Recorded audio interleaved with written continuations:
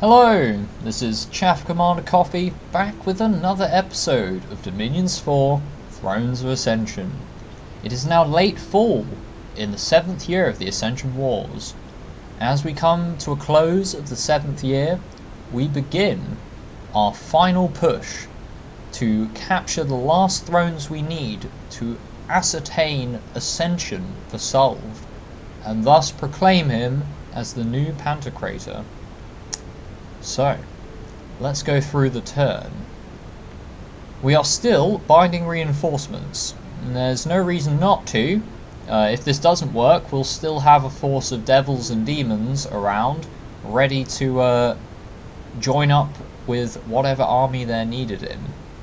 And we're still doing site searching, so let's go through that quickly. No new magic sites found. We did find a magic site in Underspring, down here. We found the Labyrinth of Skulls, another death gem, always nice. And other than that, no new magic sites. Captured some more blood slaves. Let's go to those provinces. A bit too much unrest in Saltnaham, so we'll cancel that and do some research instead. Brightgate is fine. Mexico, we'll give it another turn just to bring that unrest right down. And in Syria, as well as Duvan, we'll give it another turn. Unexpected events, water gems from Epernia. An unexpected event has occurred in Deepwood Gore, got some more earth gems, it's great. And in Mexico, found some nature gems, excellent. A worldwide event has occurred. Mabakiel, the bringer of misery, has been summoned into the world. In his wake, disease is spreading. Units are affected by disease. Now this is a pretty bad thing to happen as we start to push into the ocean, because this is going to affect our armies. Hopefully not too much, but it's quite possible that we really feel the negatives of that very shortly. A very deadly disease is spreading in Ophaleth. That's probably due to Mabakiel.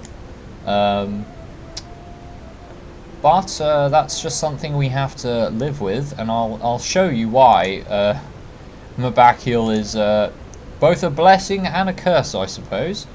One of our scouts was discovered and killed, so we're pretty much run out of scouts, but we don't need scouts right now, we need armies.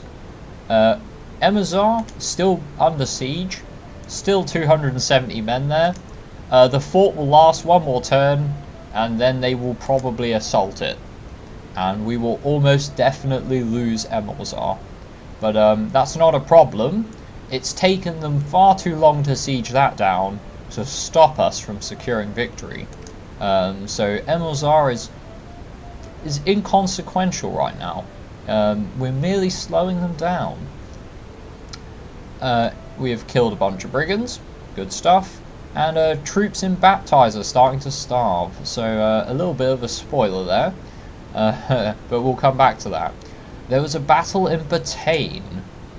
So Modi is attacking us in Batagne. I believe we had just one very small province defense. I'm pretty sure this is just instant loss. No real surprise there. As you can see, the Median foul spawn are more than a match for the light infantry and archers. I don't think we'll even really get any important kills, but never mind. Another rather inconsequential province. Wouldn't worry about it. Here's the battle that matters. Our first battle as we advance along the coast of the Median lands to capture Underhome, and one of the thrones we need to assure victory. As you can see, our army is prepared and ready to conquer the seas.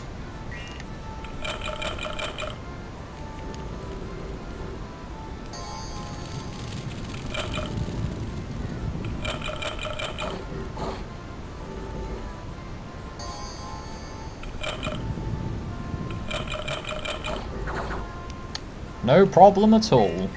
And the Tritons have retreated. Baptizer is now ours. and we lost very little doing it. I think we lost maybe, we didn't even lose one of the reef giants, so all good. Right, so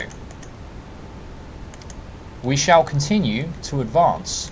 Into Whitewater we go, and we're not even bothered if they recapture these provinces, because once we've captured Underhome, that's all we care about. So that is the plan. Hark is going to build a gatehouse over here. We need to fortify Farron Mountains against possible counterattacks. We don't really have enough gold to build a laboratory, so we'll have Swago just search the province for fire and earth gems. There's no reason not to. In fact, we'll have Magoth and Furcas search as well, because there's not really much else they can do. And Eramas can just patrol. The Farron Mountains, we've got a few more goblins here. We'll just stick them in with the we'll give them to Hark. In fact, I'll give the Colossi to Hark as well and put them on fire at the closest enemy. Just put them out the front there. Magoth's already at the back. We'll put Furcas with him as well. Eramas is creating some skeletons. We'll put him on the flank here. In fact, we'll put him exactly where the Zwago is. Shouldn't need to worry about that too much. Right, going to our next commanders. So, Ridwani did summon a Heliophagi. We're going to summon another one, because why not? And here we go. Here is Mabakul. The Heliophagi are the Lords of the Abyss. They are composed of solid darkness, except for their golden claws and horns. They have the ability to become invisible in shadows, and they are horrible to behold. There are only 4 known Heliophagi, and they are all skilled in blood magic. Mabakul is a bringer of misery, and his mere presence will cause diseases to spread. He is also skilled in the necromantic arts. So he has Reaper. He causes disease and unrest, which is not great for us, but not to worry about that. He has Stealthy of 80, so he's very, very hard to detect. So we can move him into our opponent's lands to just like ruin their day, I suppose. He has Dark Power and Full Dark Vision, being a demon. But Dark Power means he gets bonuses to all of his combat stats when in darkness. Now, because of this, I'm going to be moving Mabakul to protect Deep Wagor. I feel that's where he'll be most useful. In fact, I'm going to have Furcas, was it Furcas? No, Burial here, summon his demon allies before I forget. Ethanim can just move into golden range, ready to protect it. We have 2 of our mages here. They were building Seeking Goblets for Lift Rays. And Anfar. Anfar can take that belt off and have the goblet. And Lift Rays can have a goblet of the Seeking as well. So, can they move into... They can all move there.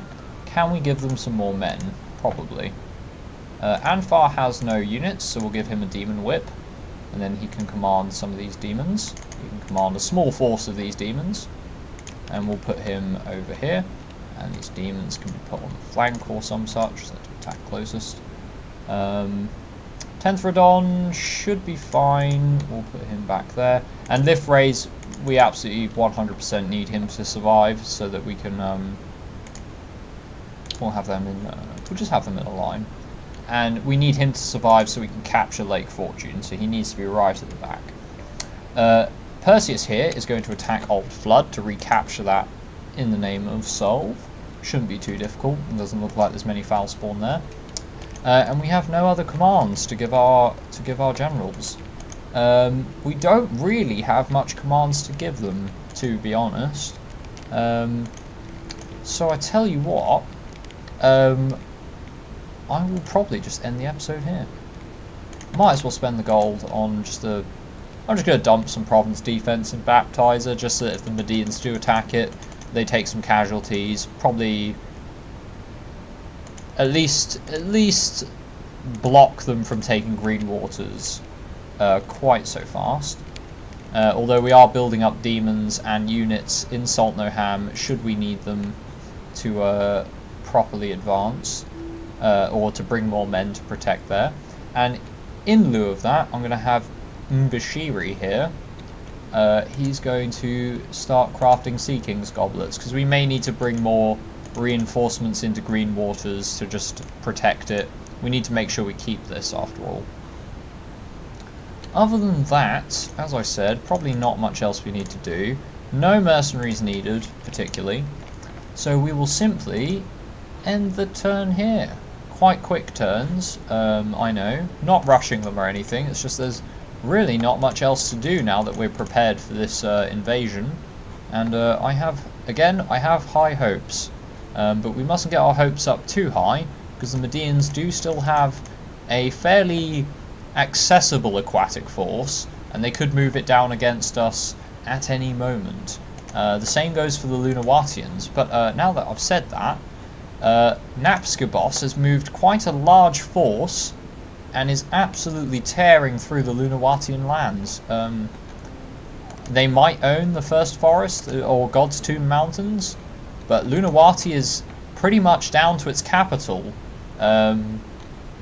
which is very unfortunate for them, because they have 160 men versus Napskibos, who has 180, except Napskibos is centaurs versus the Vanara, and I would put my money on centaurs over monkeys. I believe centaurs are a tad bit stronger than the monkey units, so yeah. That's very unfortunate for them, but we won't be shedding any tears, not for the Lunawatians. Right, that will be the end of the turn. Well, we're getting very close now, very close indeed, to total victory. There's rather long battles going on here. We'll see how that ends up. Right. Okay, so moving into winter. Early winter in year 7 of the Ascension Wars. Right, I'll leave that for now. It's been me, Chaff Commander Coffee. Thanks for watching, and I will see you next time.